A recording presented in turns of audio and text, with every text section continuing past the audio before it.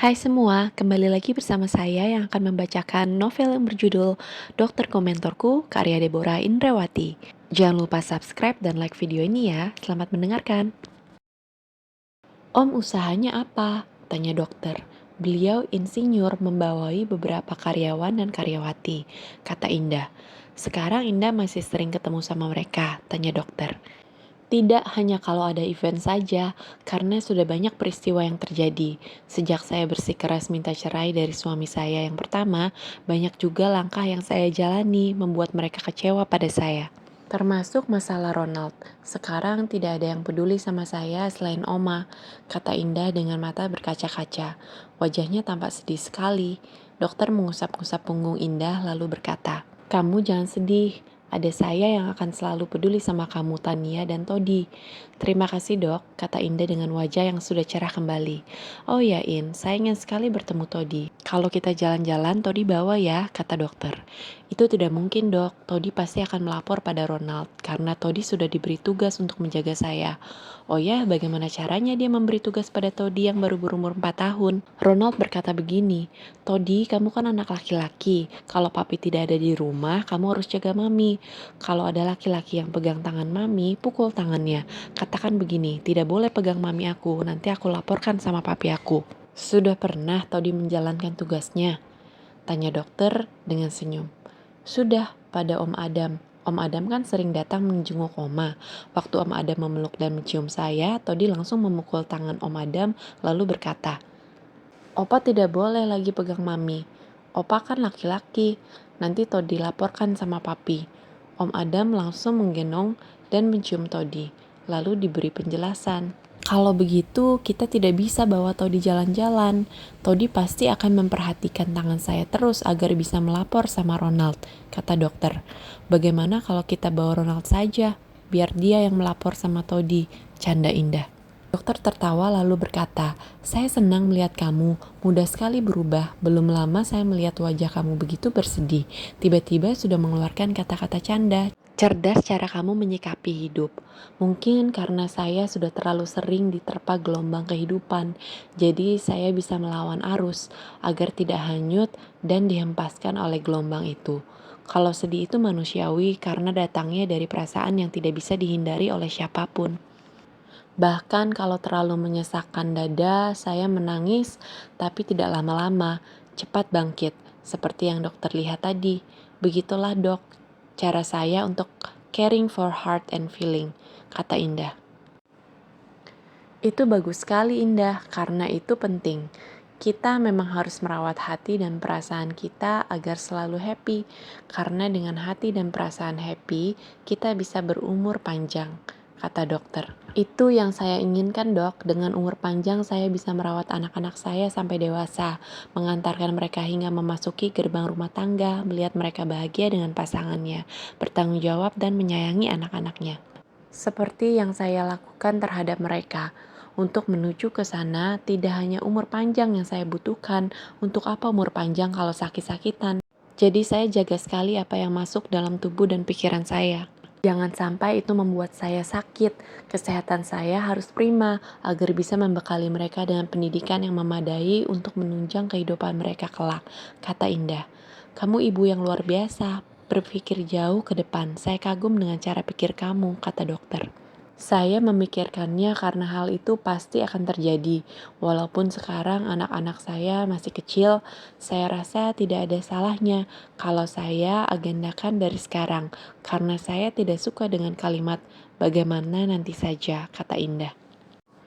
Saya juga sangat tidak suka dengan kalimat itu, apalagi ditujukan pada anak, karena masa depan anak adalah tanggung jawab orang tua.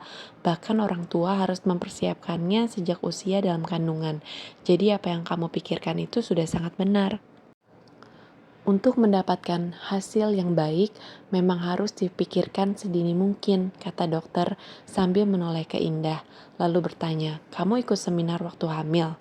Tidak, itu hanya naluri saya sebagai ibu, kata Indah sambil senyum.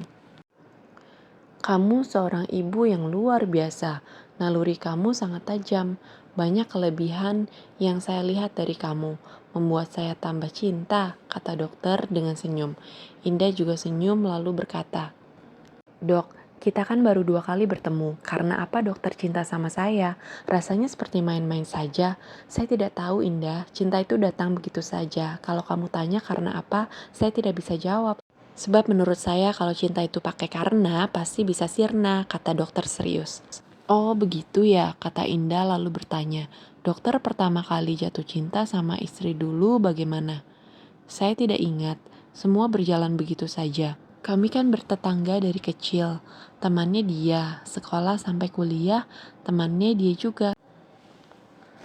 Sehingga kebersamaan saya dan Dewi sudah menjadi suatu kebiasaan. Dan kami saling mencari kalau saya tidak main ke rumah Dewi, pasti Dewi yang main ke rumah saya. Nama istri dokter Dewi. Iya, tapi saya jarang panggil nama itu, hanya waktu sekolah dan kuliah kalau dekat teman-teman saja, kata dokter. Jadi panggilnya apa? Tanya Indah. Nama kecilnya Meisha dan dia panggil saya Ongen, itu nama kecil saya, kata dokter. Nama lengkap istri dokter siapa? Tanya Indah. Dewi Putri Hartanto. Setelah menikah, Dewi Moreno, kata dokter. Oh, istri dokter orang Jawa? Tanya Indah. Iya, papinya Jawa, maminya Belanda, kata dokter. Kalau dokter orang apa? Tanya Indah. Mami saya Batak, papi saya Belanda, jawab dokter. Oh, pantas wajah dokter seperti orang Belanda, matanya coklat, tinggi, tapi kulitnya sawo matang, kata Indah. Iya, kulit dan rambut saya seperti mami, kata dokter sambil senyum. Oh iya dok, kata dokter orang tua dokter dan orang tua istri bersahabat. Apa pernah menjodohkan? Tanya Indah. Seingat saya tidak pernah, tapi menurut cerita saya dan Dewi pernah dibaringkan dalam satu box waktu masih bayi. Ceritanya begini. Waktu kami honeymoon, kedua orang tua kami ikut naik kapal pesiar. Pada waktu makan malam, maminya Dewi berkata, kalian ingat tidak sekian tahun yang lalu kita kan naik kapal pesiar juga? Ya, ingat, kata papi saya, mami saya dan papinya Dewi serentak. Waktu itu Meisha dan Ongen umur berapa ya? Maminya Meisha tampak berpikir. Umur 9 bulan, kata mami saya. Waktu itu Meisha menangis terus. Tidak bisa tidur karena di kamar kalian tidak ada box bayi. Lalu kamu bawa dia ke kamar kami. Kemudian kamu baringkan di samping Ongen. Dia langsung diam dan tidur sampai pagi. Ya, betul, kata maminya Meisha sambil tertawa. Berarti Meisha dari bayi sudah tahu jodohnya Ongen, makanya langsung nyaman dibaringkan di samping Ongen, kata papi saya. Semua jadi ketawa, kata dokter. Oh begitu ceritanya, kata Indah lalu bertanya. Boxnya besar apa tidak dok? Saya tidak tahu Indah, waktu itu saya kan masih bayi. Kenapa Indah tanya begitu? Tanya dokter. Kalau besar saya mau berbaring di tengah, kata Indah.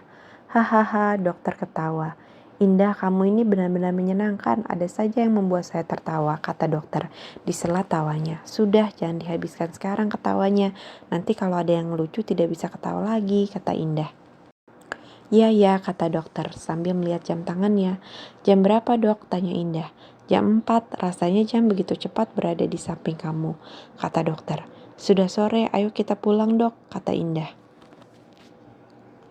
Oke, dokter segera mengangkat Tania yang sedang tertidur di baby chair. Lalu mereka melangkah menuju tempat parkir. Setelah berada di mobil, Indah, kata dokter. Ya dok, saut Indah. Besok kita jalan-jalan lagi ya. Kan suami kamu pulangnya lusa, kata dokter. Besok dokter tidak ada praktek, tanya Indah. Sebenarnya ada, tapi saya bisa izin, jawab dokter. Wah, dokter mengabaikan tugas ya, kata Indah. Kan ada dokter pengganti, nanti sampai rumah saya telepon rumah sakit agar pihak rumah sakit bisa menghubungi dokter pengganti, kata dokter. Sambil menghidupkan mobil, lalu mobil melaju meninggalkan Sarinah. Indah, ya dok, saut Indah. Saya ingin bersama kamu terus, jalan-jalan sambil menggendong Tania. Tapi sayang kita tidak bisa bertemu tiap hari, kata dokter. Indah senyum lalu bertanya. Dokter sering izin ya? Dulu iya, kan Dewi sering murung. Makanya saya hanya ambil praktek di satu rumah sakit saja. Saya lebih banyak menyediakan waktu buat dia. Mengajak dia traveling ke Bali, Sumatera, kemana saja yang saya anggap bisa membuat dia senang atau sekedar menemaninya di rumah. Sekarang Dewi tidak pernah murung lagi sejak sibuk mengurusi anggrek-anggrek yang sudah berkembang menjadi bisnis. Saya senang melihat dia ceria, kata dokter. Dokter suami yang baik, sayang sekali sama istri, kata Indah. Sama kamu juga, kata dokter sambil mencubit pipi Indah dengan lembut. Lalu bertanya, kamu suka pemandangan? Suka, jawab Indah. Besok kita ke Lembang ya, kata dokter sambil mengambil tangan Indah lalu diciumnya. Awas nabrak, kata Indah dengan senyum. Jangan khawatir, tangan saya sudah terlatih, kata dokter. Dokter dari umur berapa bisa setir mobil? Tanya Indah. Dari umur 12 tahun, tapi tidak boleh bawa sendiri sebelum 17 tahun, kata dokter.